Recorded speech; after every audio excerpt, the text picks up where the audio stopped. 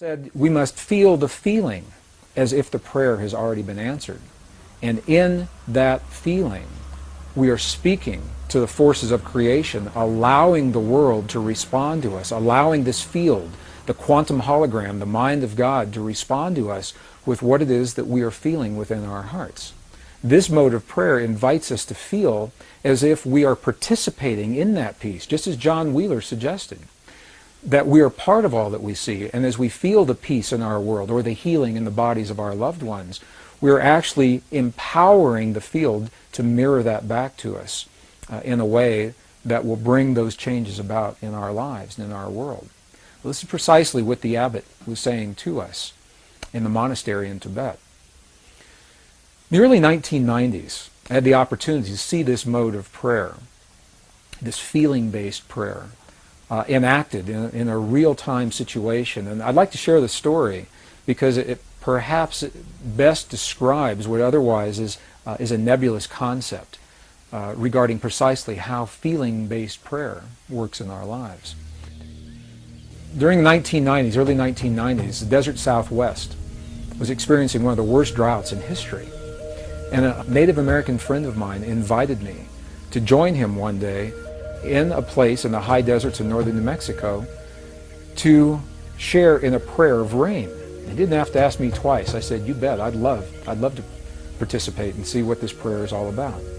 So we met at an agreed upon location, and we hiked through several 100,000 acres of beautiful high mountain desert sage until we came to a place that was so old, even the people today don't know who built this place. It was essentially a stone circle, and each stone was placed just as it was by the hands of the ancestors so long ago.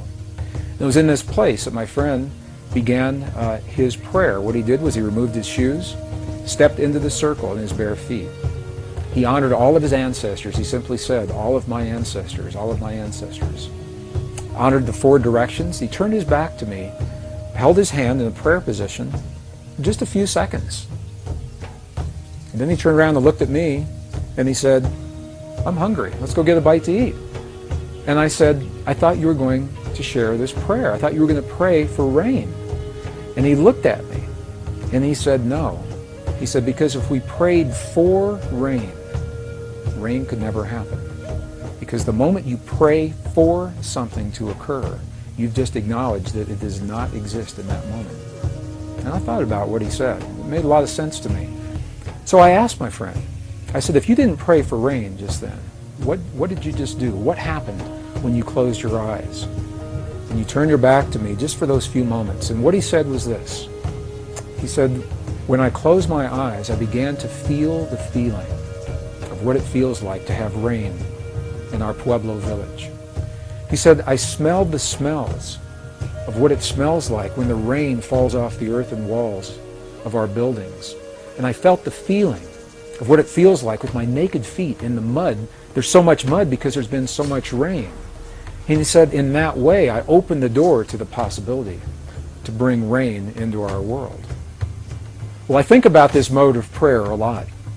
Later that afternoon, something amazing happened. I was watching the weather maps, and the drought that had happened for so long suddenly changed. We saw the high-pressure system move across Utah and then dip down from Colorado into northern New Mexico and make a little U-turn and come right back up.